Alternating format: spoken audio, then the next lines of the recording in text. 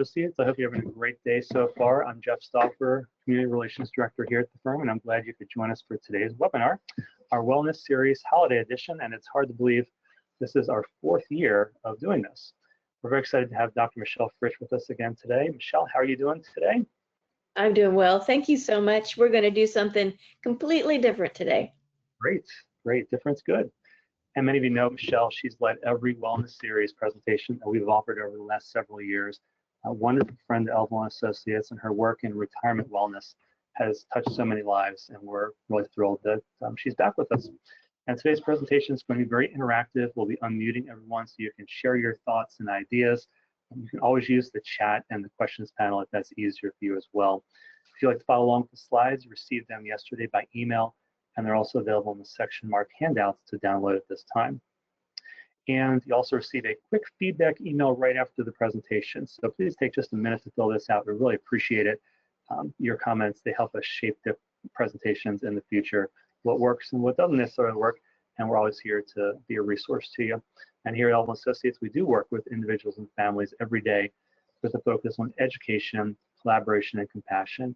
And if you have questions about your family's planning needs, please do reach out to us. We'll always be happy to be of service to you. And with that in mind, let me take a moment to introduce our presenter, Dr. Michelle Fritsch. She is a board-certified geriatric clinical pharmacist with a passion for healthy aging.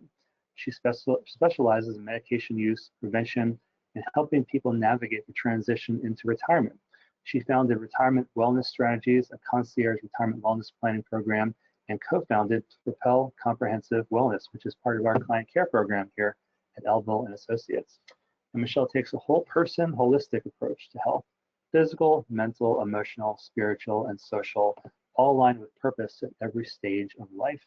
Her career has taken her through academia, advanced geriatric care teams, nonprofit work, medical missions, and extensive service in underserved communities. So Michelle, welcome. It's great to have you back, and looking forward to today's presentation. So good to be here. And One thing, yeah, I even wrote myself a note and I forgot. I was just going to remind you. So this, I want to mention, talking to Michelle a little bit beforehand, this presentation really ties in well with what we do here at Elville & Associates.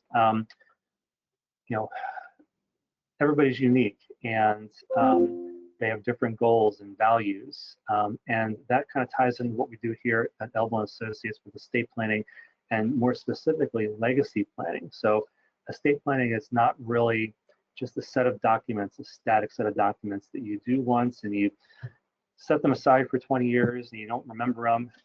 It's more than just assets and more than your stuff. Legacy planning is all about sharing your goals and your ideals and your values with those that you love, which can be transferred down, from generation to generation. And if estate planning is done properly with good legal counseling, like we work to strive to every day here at the firm, then you'll be able to accomplish those goals and share a lot of gifts other than just your assets to your family and your friends and others in your planning. So that's it. That's wonderful, though, because that's exactly what this presentation is about. And I did not know that you all were bringing in that beautiful focus, and you didn't know that I was taking this new direction with our holiday session, and it melds perfectly. It does. Thank you. So we're going to talk about this holiday season and the gift of you, which may be something that you've not thought so much about before. So this is something that I hope you extract great meaning for yourself and ways to apply this, but it also might be a way for you to change the conversation at the dinner table these holidays in a very meaningful way. So if you haven't already, I encourage you to go grab a pen and paper, grab your phone, your computer. I think you're going to want to take some notes and kind of really answer the questions that I'm going to ask you today as we go.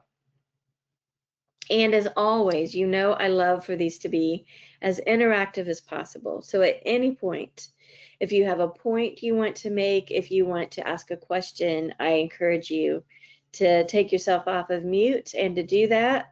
Or if you prefer, you can do that in the chat. And Jeff, you stop me anytime and we will discuss what's coming in.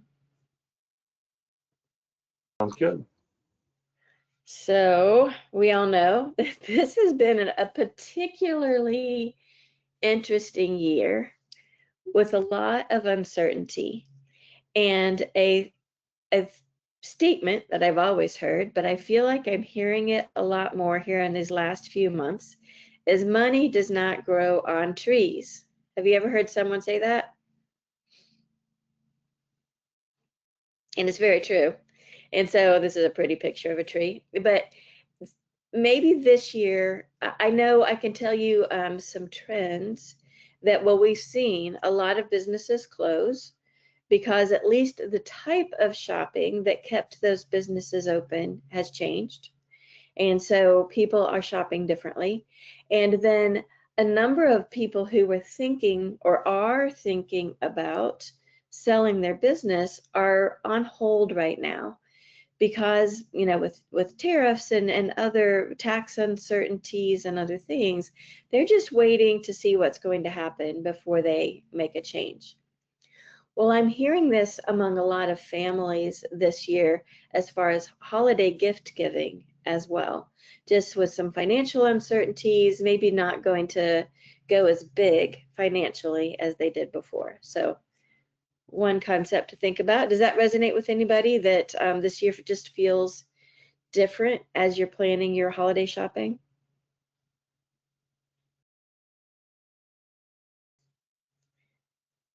As you're thinking about that, I have a question for you.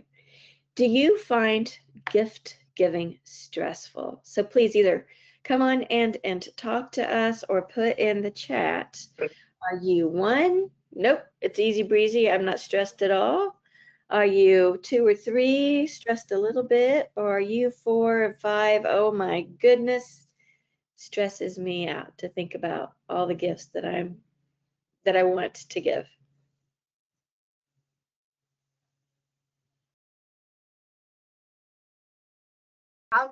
I could say I'm not feeling stressed by gift giving this year, which may be one of the first times that I'm not feeling stressed because I had started, I don't know, a couple months ago when I would see something that I know would be liked by someone, I picked it up. So it's spreading the cost over a few months.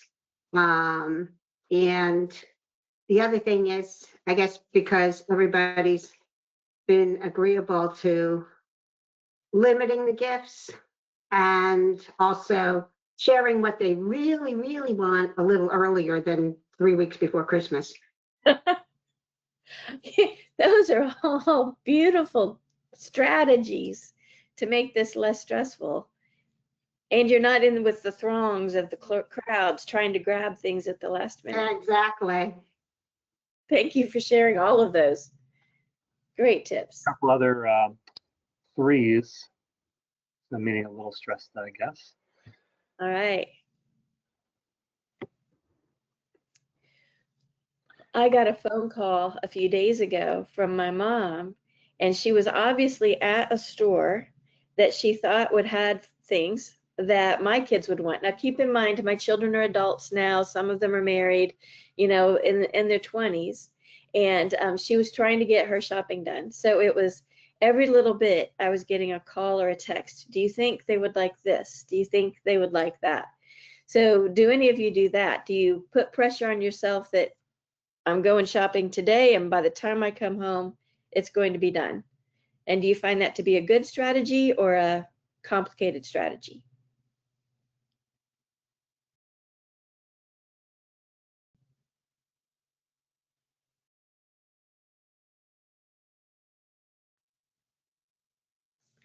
As you're thinking about it, related to that, how good are you at giving the perfect gift? Is that really a struggle for you on the 1 or 2 end, or do you just have a knack for finding the right thing for each person? I don't even try to make it the perfect gift. Smart. When I was younger, I was very crafty, and I felt like I made like a perfect gift for everyone. I just don't have the bandwidth for that anymore. So I think that I allow that to make me feel a little guilty when I'm not giving something as personal as what I used to. I think gifts are, I always try to keep in mind that gifts are something that somebody would not necessarily buy for themselves. Oh, I like that. I try to keep that in mind when thinking about gifts. And most of my family, my brother and my other close relatives, we don't really get gifts for each other because we know that, if there's something that we want over throughout the year, we'll just go ahead and get it. Kind of like my wife and me, we don't really get each other too much. Couple things, but we know that if we need something, we can just get it throughout the year, and then we try to get that right couple of gifts or so for Christmas time or the holidays. I know other people that do that too. They're like, when I see something that I know you would love, I don't want to have to wait to give it to you. So I'm going to give it to you when I find it, and we'll call it done. Makes it a little more. I tend to also do that. But I hold on to them. And like Jeff said too, I usually try to find the things that I listen to the conversations and I hear what they say about, oh, I wish I could get that, or this would be nice to have, but it's not in their budget and they have other things that they need to spend their money on. So those to me are closer to perfect gifts because it's something that they wouldn't buy for themselves, but they're very appreciative getting. And you're not left guessing, oh, did they even use it? Do they want it? You've already found out that they definitely want it. Exactly. That does Another sound comment, another comment says, perfect gift, I try to find special gifts and feel like sometimes it is great, but it doesn't always hit the mark I thought it would. Yes, I would imagine we've all experienced that. I have a funny story to tell you. I love stocking stuffers. And so, the girls I find easier than the boys. So my daughters and daughters-in-law, I went through a phase where I would find like a really special soap that had a special scent that I would stick in, or a mask, like a face mask or a foot mask. I thought those would be fun. Or all those new deodorants came out all of a sudden. So I gave everyone a different trial of the new deodorants. I thought it was fun to be able to experience these things and decide if we like them. Finally, they stopped me and they're like, Mom, are you trying to say we stink? No, that is not the intent at all. So I've had to change my stocking stuffers, unfortunately. So sometimes it makes really perfect sense in our own head. It lands a little wrong. What about, who's the hardest person on your list? Kind of like you said with your brothers, Jeff. When you've got people that have the means, that when they want something, they buy it. So they're not really waiting for something or wishing for something. The people that kind of will tell you, oh, I don't want anything. Who are your hard to buy for people?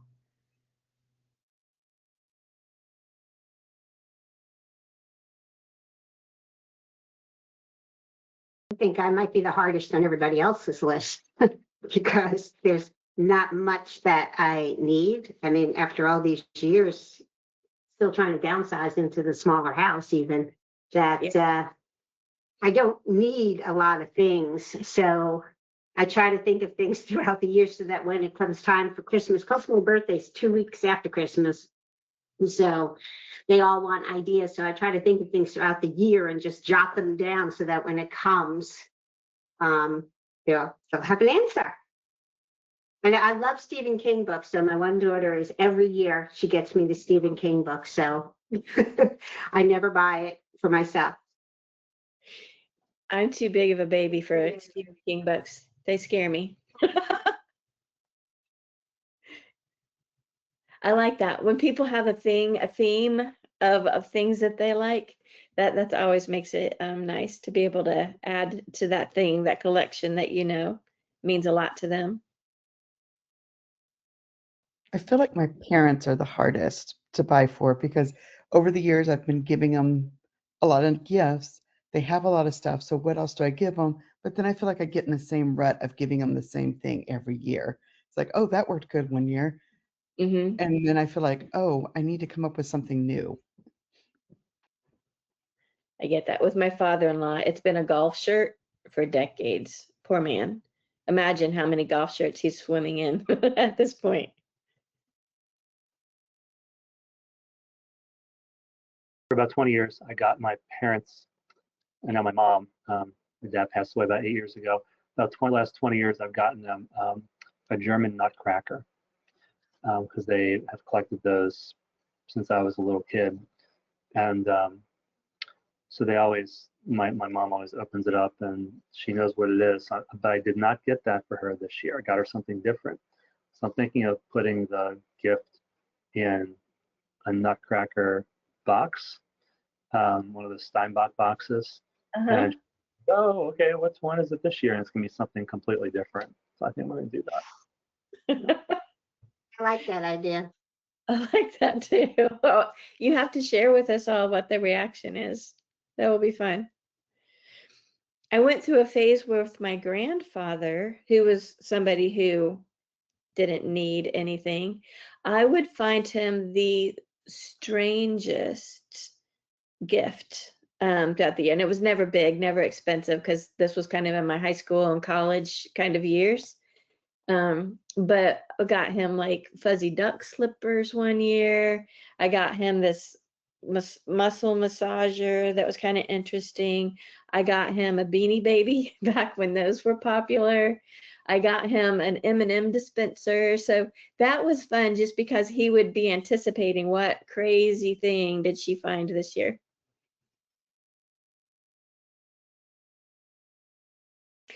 So I want to reframe gift giving a little bit.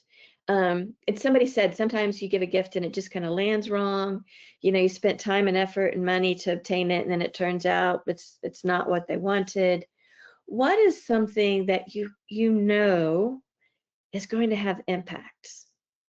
And this is where I want to shift gears a little bit and talk about the gift of you and how you and your life could be amazing for the people around you. And I think a lot of times we just assume that the people who are close to us know all of our stuff, but usually I find that is not the case.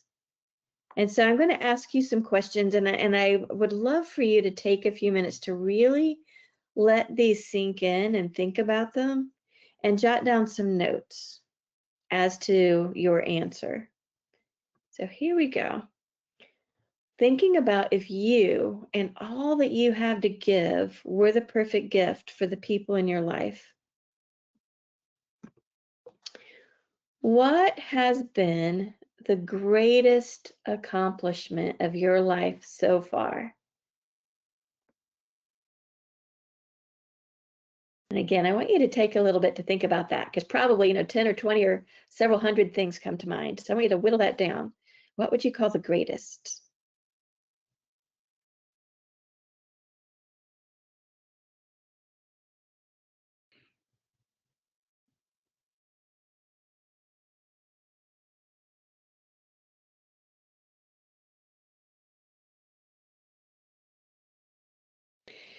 And I'm even going to challenge you a little bit. A lot of times people just go immediately to having my children, which is wonderful. It's absolutely wonderful. But what is something that you've personally accomplished that maybe other people don't even know about, but for you was a big deal?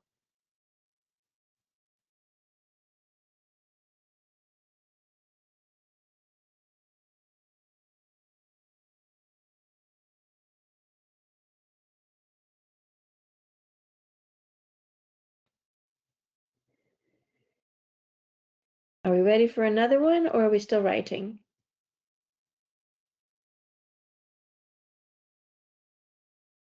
Ready? Okay.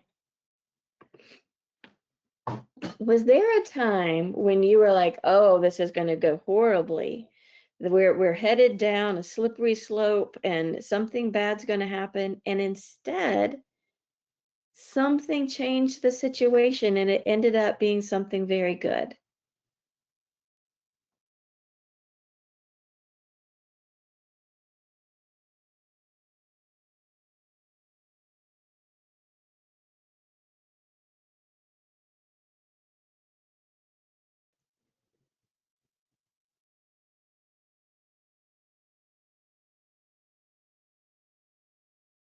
Couple of examples that come to mind.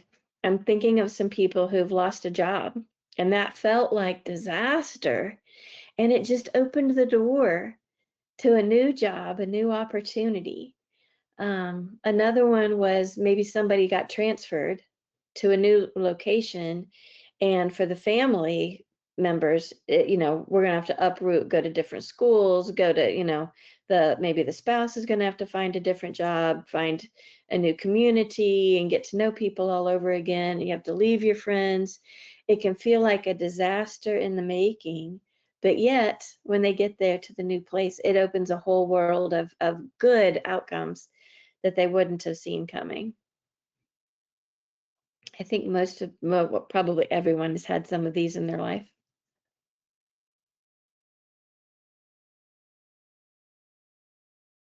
And often these things happened before maybe the kids were aware of what was going on or the grandkids haven't heard about it yet. So these can be really fun stories to pass on.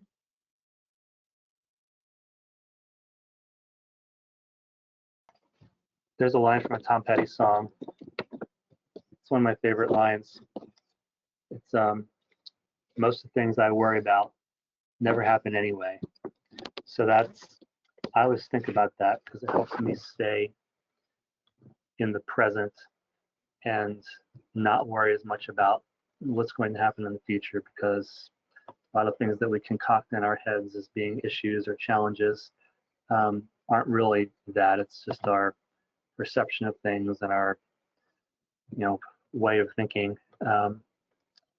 So it just helps me stay more focused and in the now. I love that. I heard somebody say that fear is an acronym for false evidence that appears real. It's exactly what you're saying. False evidence that appears real. And you were talking about, legacy. So much of that is knowing your own gifts and purpose and values. What's important to you? I think these times when life shifts is as a time that uncovers those things.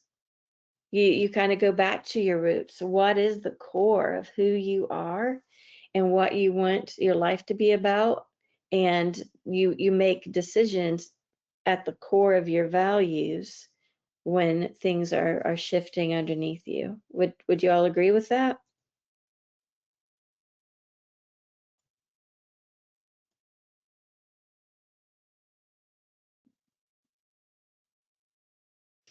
Let's go to another question. What is the best thing you've ever done for somebody else?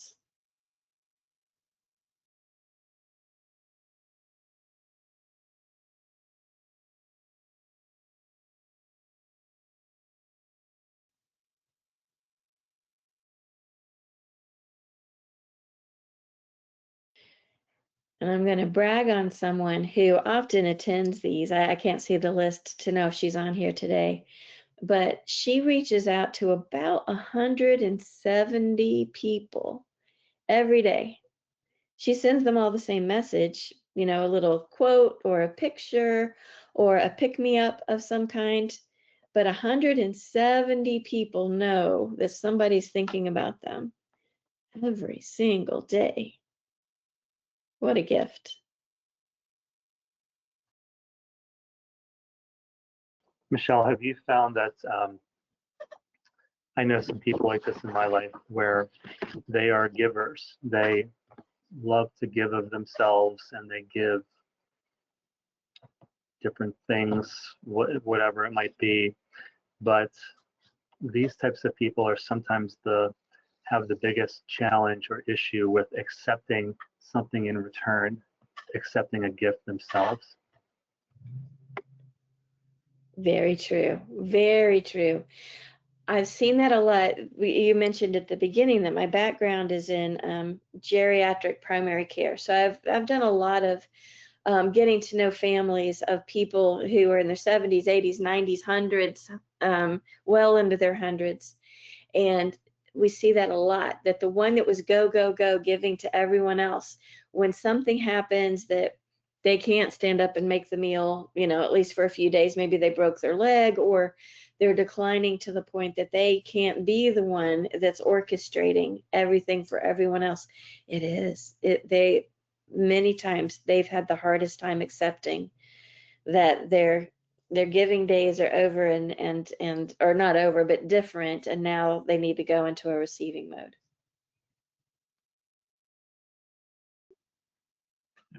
I have a sister who's a giver, but all she has is Social Security.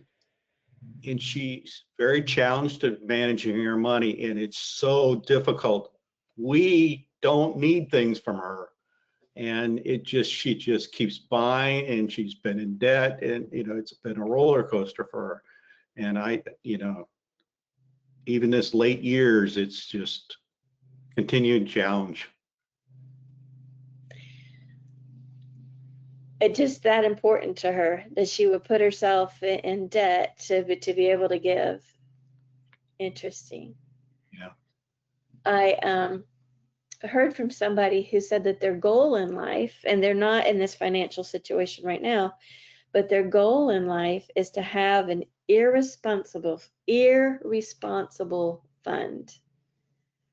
Money that is not part of their budget, they don't need it to live on, money available that if they want to get someone a gift, they can. But I think more importantly, if somebody's struggling, can't pay their heat bill next month, they can just take care of it. Or somebody's trying to start some new initiative and they need a little money to get it started, they can be a resource for that. How much fun would it be to have an irresponsible fund and use your money for good in that way?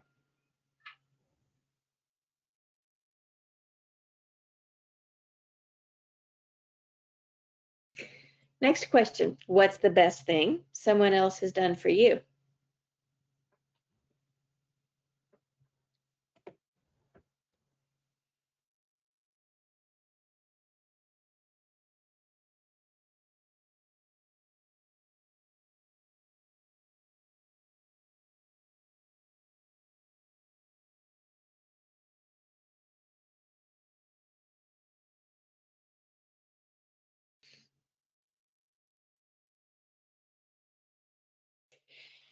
And this is a big one.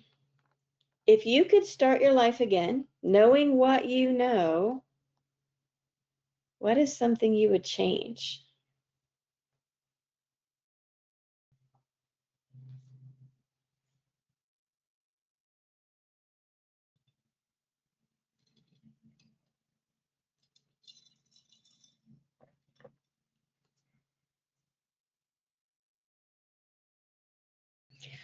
I heard an interview with a Christian singer who was horribly abused as a child, as was his mother, and then his mother left, leaving him with the abusive father.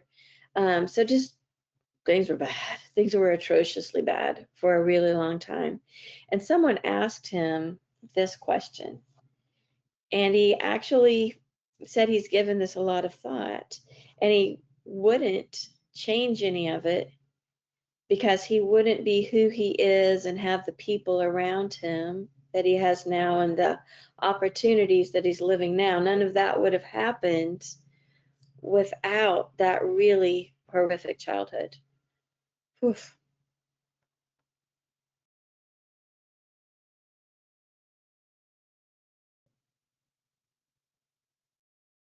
That was a very deep, dark place to dive with that question. Anybody want to talk about fun things that they would change now that they kind of know where their life is at this moment and they could go back and tweak things a bit?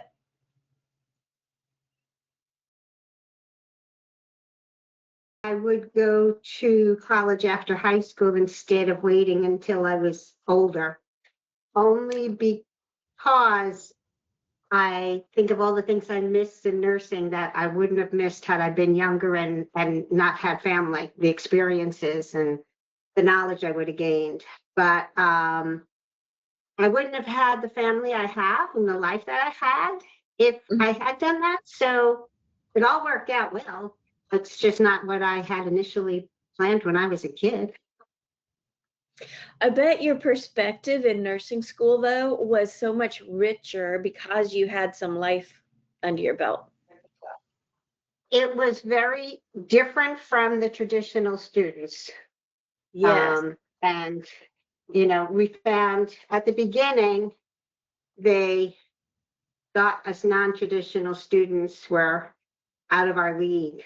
But then when we would start doing group things together, they appreciated the experiences that we've had.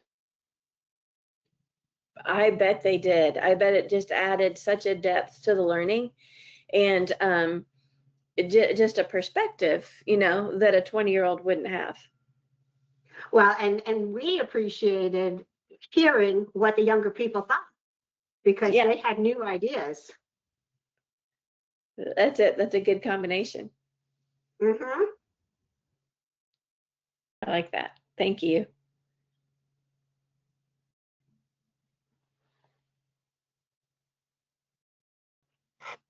All right. I want everybody to think about this and share.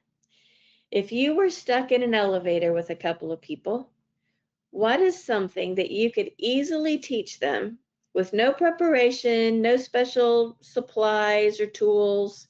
You in the elevator with time to kill because the firemen are on their way, but it's going to be a while. What would you teach?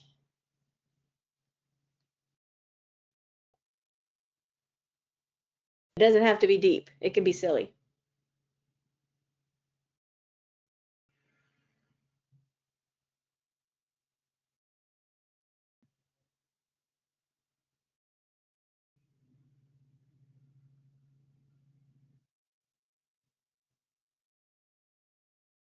I find this question's a little hard because in my mind, I keep thinking about who are the people in the elevator with me. In my previous role at work, if I was at work with a group of people from work, I would teach them something about work. But if I was randomly, would it be a craft? Would it be something? And it really feels like it depends on which group of people are in the elevator with me, what topic I would teach from. That is a very good point. Let's say it's random strangers.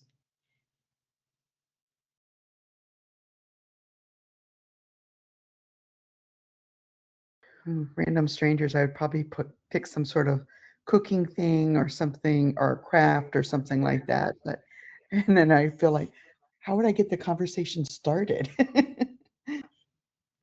Oh, that's a good thought. I think I would try to, because there's bound to be somebody that might be, well, not bound to be, but there might be somebody who's anxious. So I think I would try to like help them do some deep breathing, maybe even start singing some silly songs or something to break the tension. I like that a lot. That's because I was stuck in an elevator one time with my daughter and I had to bring her down off the edge. So those were all the strategies you used to help her get through that. Yeah.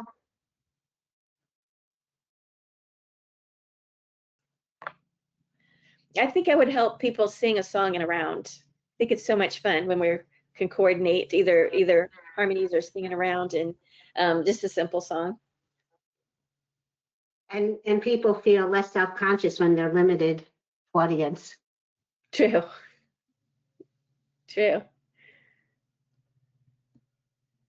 So Jeff, I'm going to put you on the spot. What is your thing?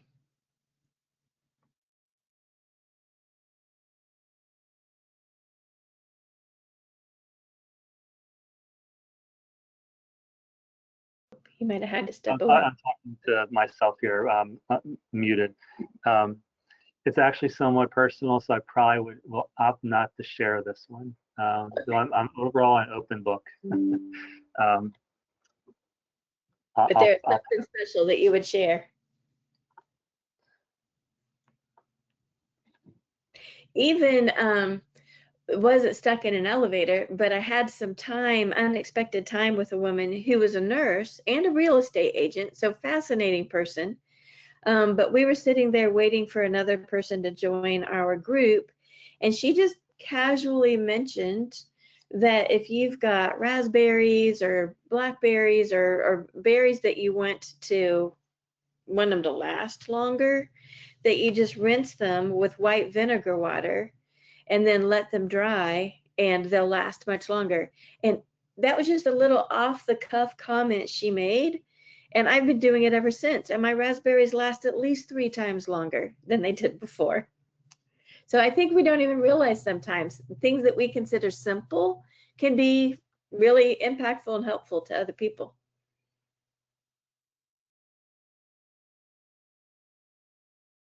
And if you didn't know that trick, now you can keep your raspberries longer.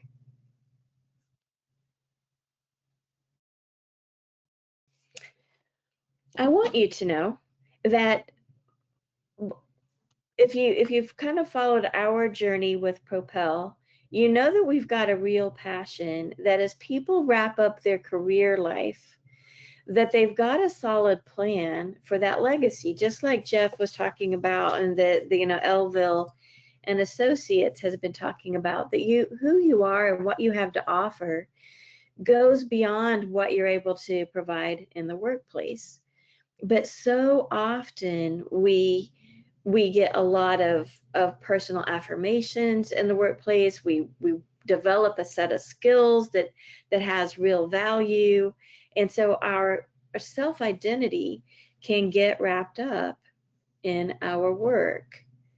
But who we are, and I hope these questions have kind of brought out who you are and who you are to the world and to other people, is so much deeper than that. And kind of like you were talking about with nursing school, because you'd lived some life, you had children, you had other things happening, that was able to speak into the nursing school experience.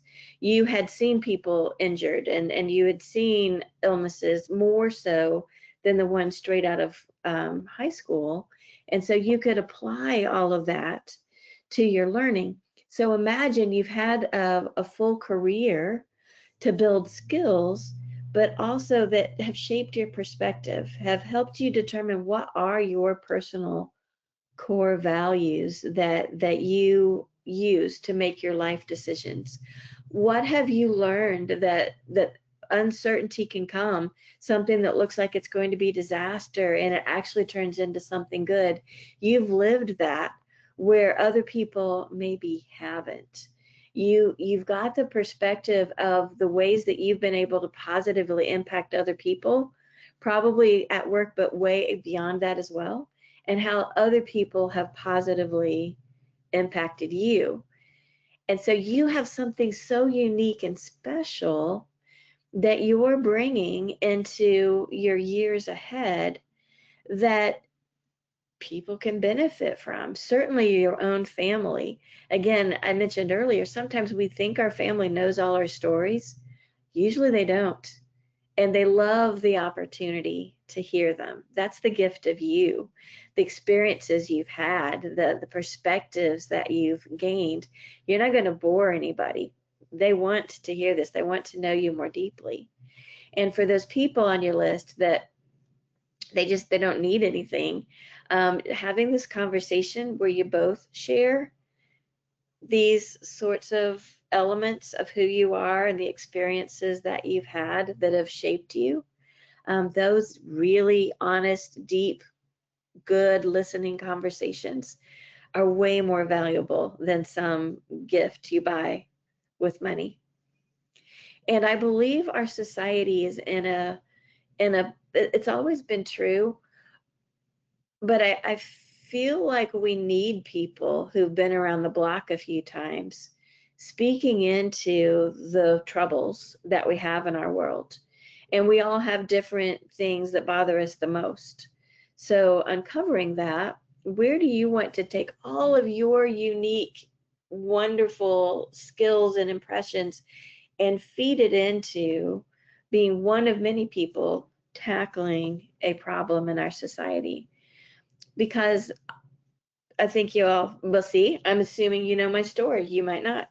My story is I was in academic and healthcare leadership, practicing in primary care geriatrics,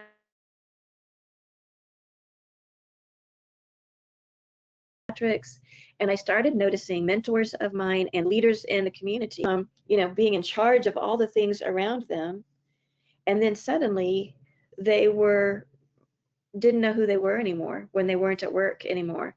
And they just faded away. And we lost all of that value when they disengaged with life, when they stopped going out and being with other people, when they stopped sharing their impressions and opinions and ideas, everybody lost. So I'm on a passionate path to try to stop that from happening and to help people realize how much they have to offer. And a piece of that is, in order to have that influence last for a really long time, we've got to have a solid plan for staying healthy. For most people, health does not just happen by chance. But you don't have to make big changes. You don't have to only eat spinach and baked potatoes and, run 3 miles a day to stay healthy. We can find ways to do that really fit your lifestyle. Keep your relationships strong.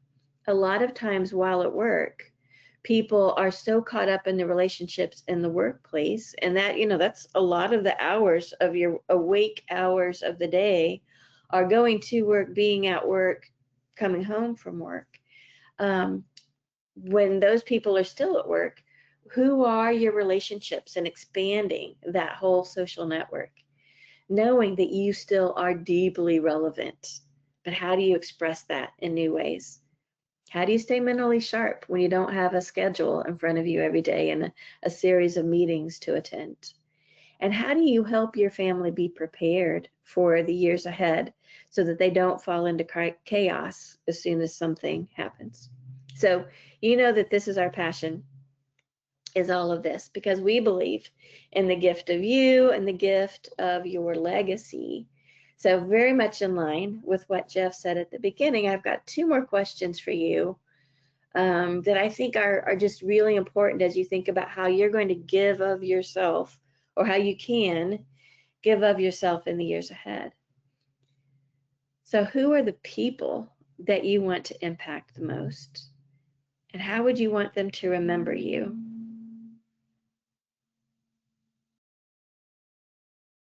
And then where would you like to intentionally invest yourself over the next 2 years to shape a legacy of the impact of you, the gift of you?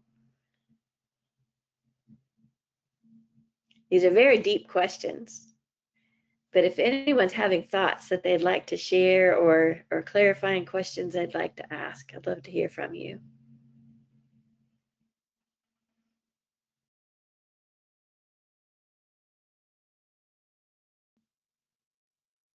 I think I want my kids and my grandchildren to remember the experiences we share. Yeah. I want them to remember the good times.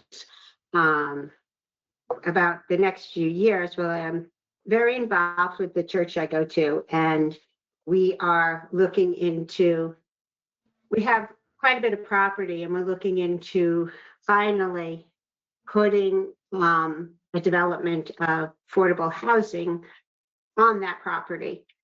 Not by selling the land, but in different ways of doing that. And no knowledge of this whatsoever, but there is a solid group of people who have volunteered to be on the committee, and they needed a chair, and I said, okay, chair. So, but what I'm doing is, and I've spoken to some of the young people that have been on it, and I said, you've got the knowledge that I don't have. I said, so I need you guys to use your skills for this. And the one young man I spoke to is thrilled that I'm going to use his analyzing skills and his ability to know where to find information. And he's so excited about presenting at the next meeting. And I've been careful about not taking over what a young person can do, and trying to guide them, but being willing to step forward when they need somebody too. So that's where my investment's going to be over the next few years. What a perfect example. I've heard churches talk about this. I've not seen one actually do it. You all are actually doing it. We're going to Good. try. Congratulations. It's wonderful.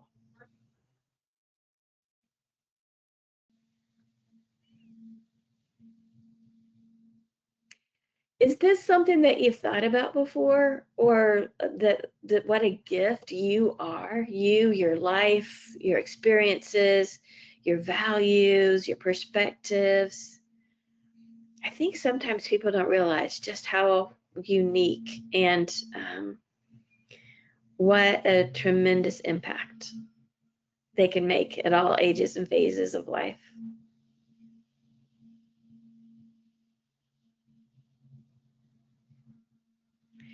Jeff, have there been any questions or comments that we've missed along the way? Michelle, no, I don't think so. Had just somebody right now say a very enlightening conversation. Hasn't really thought about the your last question in the past. Good. Good. I don't want anyone to waste years that could be impactful if they have a desire to continue to build their legacy. So I encourage you, don't deny your family this gift. Again, whether you are sharing all of these wonderful insights about yourself in a way that your family will learn and grow and enhance their own values from what they're learning from you, or if you gift this to a friend or a family member that you don't know, no other gift kind of makes sense, but to have this type of conversation and the gift that gives to them to be able to express themselves. I hope that this makes a difference, a big difference in your holidays the next few weeks. So just a reminder that Ellen and I are always here. We help you design the wellness portfolio that goes alongside your legal and financial portfolios. And I wanted to mention that we do have a holiday special. If you've ever wanted to know more about Propel and how it works, first 3 modules. So it's a monthly subscription. The first 3 months completely free. We will let you know before your 3 months is up. You can decide if you want to pay from that point forward or if you just want to stop. But in those 3 months, that is where we're focused on health. And we'll teach you specific strategies to make sure that your doctors have all the right information and that it's presented in a way that kind of works with their doctor brains, the way that they're expecting to hear it, so that they can make really good decisions. So I encourage you with the QR code or with this link at the bottom to come check out Propel and get 3 whole months to see if it's a good fit for you. And if nothing else, you will know how to go to a doctor visit fully prepared and walk away with the answers to the questions that you want to ask.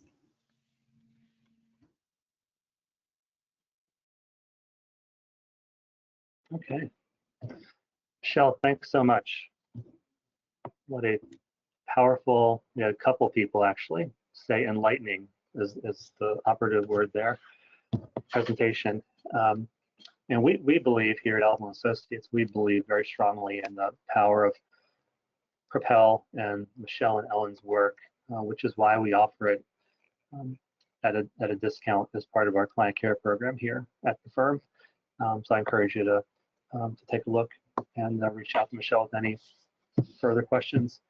I will send out the video and slides after our presentations in an email, so look for that in the next half hour or so.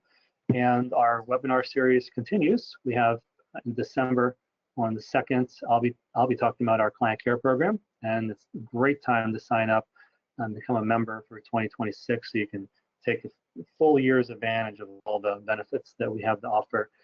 And then on December 5th, we'll have Steve coming back to talk about estate planning and special needs planning essentials. And then that takes us to January.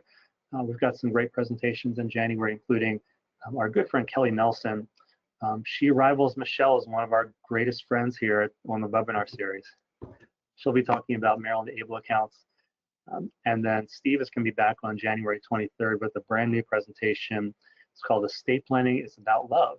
And it really truly is. And this is a presentation I'm really, really looking forward to. I wish it were tomorrow, actually. I think that'll be one of our most highly anticipated presentations in a good while from Steve. So appreciate you all being here. Thankful for you, our attendees, for making our webinar series possible. And thanks to you, Michelle. And hope you all have a great holiday season. And we'll see you again soon. Have a great day.